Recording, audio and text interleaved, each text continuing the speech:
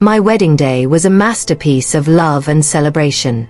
The city buzzed with excitement, and my name was on every lip.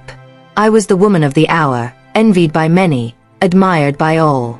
I had found my perfect match, Adrian, a man who embodied everything I had ever dreamed of in a husband. He was not just my love. He was my destiny, my safe haven. I had kept myself for him, preserving my innocence in a world that no longer saw it as valuable. On our wedding night, his touch was reverent, his admiration unmistakable. The way he held me, the way his lips worshipped my skin, the way he whispered how proud he was. It all made the wait worthwhile.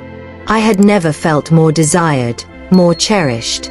But love has a way of testing the strongest of hearts. Adrian's company offered him a promotion, one that would take him far away from me. He was to relocate to France to oversee an expanding branch. The catch: I couldn't go with him, not for another 5 years. 5 years felt like a lifetime, a cruel sentence that neither of us had foreseen.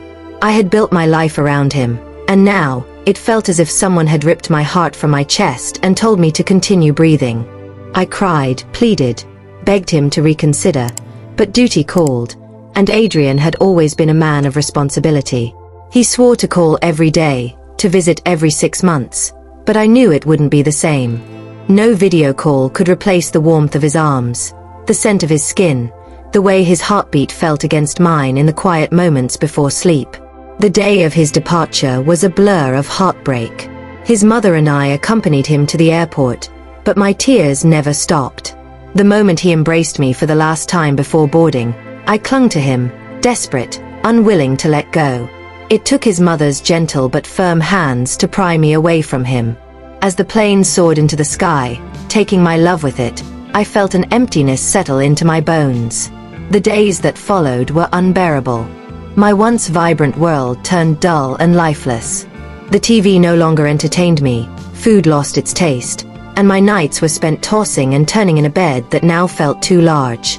Adrian called often, his voice a temporary balm to my loneliness, but every conversation ended with my silent tears soaking the pillow.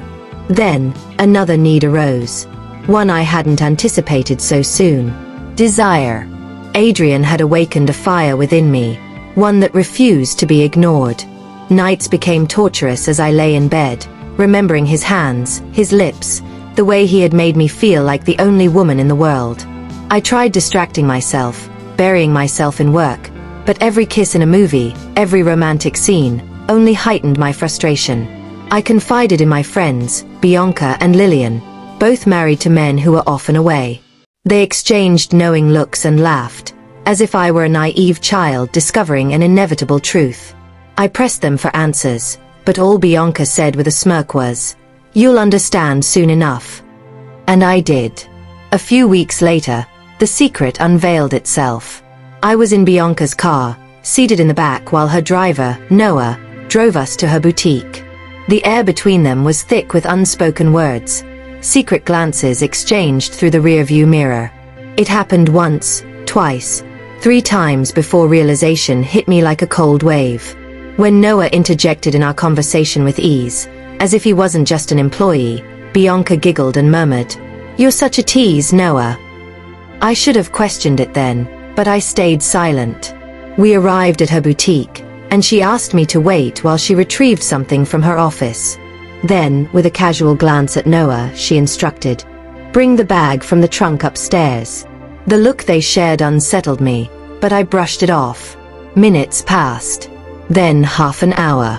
Impatient, I called Bianca's phone. No answer. Something felt off. Driven by instinct, I stepped out and walked into the boutique. The staff greeted me warmly, accustomed to my presence, but I paid them no mind. I climbed the stairs, my heart pounding as I reached her office door. Without knocking, I pushed it open. What I saw stole the breath from my lungs. Bianca, sprawled on her desk, her dress unzipped, her body open to him. Noah, kneeling before her, his head buried between her thighs, his hands gripping her waist as though she was his lifeline. The sounds, her moans, his hunger, sent a shockwave through me. My best friend, the devoted wife, the woman who had laughed at my innocence, was drowning in forbidden pleasure. Bianca! My voice cracked with disbelief. She jolted upright, eyes wide, lips swollen. Noah stumbled back, his face flushed, his expression a mix of shame and defiance. He bolted from the office, leaving only silence and the weight of betrayal in his wake. Your driver. My voice was barely above a whisper.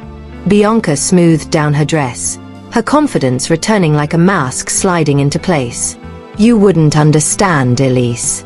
But one day you might. I stormed out, my mind spinning.